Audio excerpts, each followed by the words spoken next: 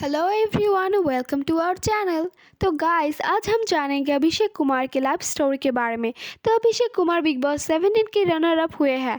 अभिषेक कुमार को जैसे व्यूअर्स काफ़ी एरोगेंट एंड लड़का समझते हैं, वही वो रियल लाइफ में काफ़ी funny, sensitive and loving nature की पर्सन है एंड बहुत ज़्यादा इमोशनल भी है।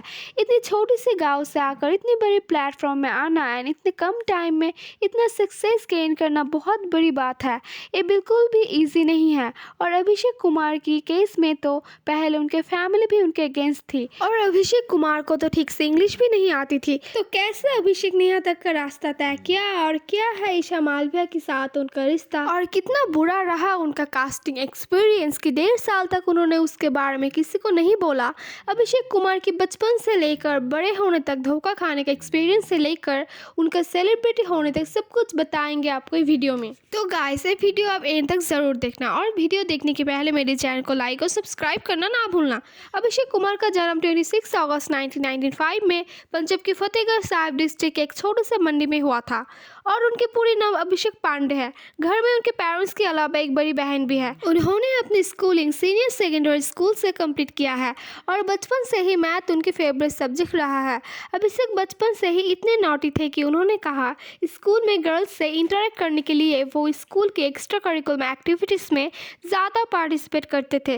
क्लास 11th में आने के बाद उन्होंने साइंस ऑप्ट की थी, बट अभिषेक के मन में साइंस लेने के बाद भी एक्टिंग करियर के अलावा और दूसरा कोई प्लान नहीं था और हमेशा एक्टर बनने की ही सपना देखते थे। इवन वो अभी भी कहते हैं अगर आज वो एक्टर नहीं होते तो एक स्ट्रगलिंग एक्टर तो ज़रूर होते या फिर प्रोडक्शन, डायरेक्शन या कास्टिंग टीम में होते, बट होते इसी फील्ड में। और इसीलिए उन्होंने काफ़ी जल्दी टिकटॉक में वीडियो बनाना शुरू कर दी थी और उन्होंने उनके माइंड में मुंबई जाने का प्लान भी बना चुके थे। और जहां उनके पेरेंट्स आज उनकी कैरियर चॉइस को लेकर खुश है, लेकिन उस टाइम उन्होंने अभिषेक को एक्टिंग करियर चूज करने के लिए मना की थी, लेकिन अभिषेक ने उनकी एक बात भी नहीं सुनी थी और अभिषेक 21 साल की एज में घर से भाग गया और 6 महीने के लिए उन्होंने अपने घर वालों के साथ कॉन्टेक्ट तोड़ दिया था।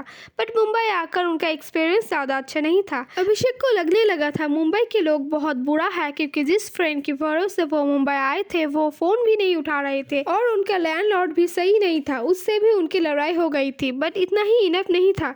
जब वो ऑडिशन देने गए तो वहाँ पर उनको कास्टिंग काउच का सामना करना पड़ा। दरअसल अभिषेक बताते हैं जब वो ऑडिशन देने के लिए रूम में गया तब कास्टिंग डायरेक्टर की इंग्लिश सुनकर वो कुछ भी नहीं कह पा रहे थे, क्योंकि अभिषेक को तब इंग्लिश नहीं आती थी। और इसके बाद कास्टिंग डायरेक्टर ने रूम की कुंडली लगा ली और अभिषेक को बैठने के लिए बोला और फिर अभिषेक को बोला कॉम्प्रोमाइज करने के लिए। पहले तो अभिषेक को कुछ समझ नहीं आया, बट बाद में जब उनको समझ आया उन्होंने जल्दी से रूम की कुंडली खोली और भाग गया। और इस इंसिडेंट के बाद वो इतना ज़्यादा डर गई थी कि उसी रात उन्होंने पंजाब की ट्रेन पकड़ लिया और घर में जाने के बाद उनके पापा उनको बहुत डांटा और बोला बहुत शौक था ना मुंबई जाने का, अब लौट क्यों आए। और अभिषेक ने इस बारे में 1.5 साल तक अपने घर वालों को कुछ भी नहीं बताया था, बट उनके मन में ये बात कहीं ना कहीं बैठ गए थे। जब अभिषेक की दीदी की शादी होने वाली थी तब उन्होंने अपने पेरेंट्स से ये बात शेयर की और उनको गे रिलेशनशिप के बारे में बोला।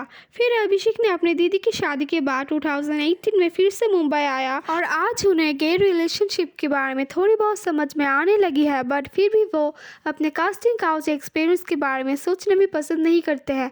और जब मुंबई आने के बाद टिकटॉक बैंड हो गया तब उन्होंने यूट्यूब में चैनल खोला और फिर एक के बाद एक ऑडिशन देते रहे और इसके बाद ये प्यार नहीं तो क्या है एक म्यूज़िक वीडियो से अपना कैरियर की स्टार्ट की।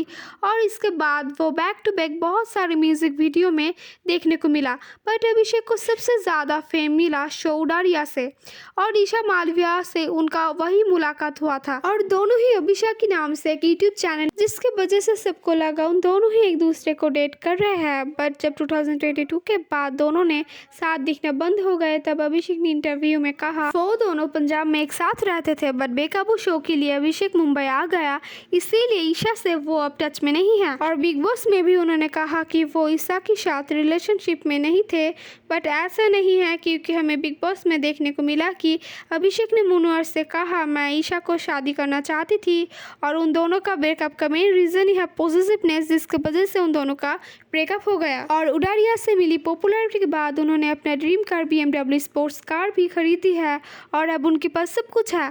तो गाइस, कुछ ऐसा ही था अभिषेक की लाइफ स्टोरी। और गाइस, अगर आपको वीडियो अच्छी लगी हो तो लाइक और सब्सक्राइब करना ना भूलना।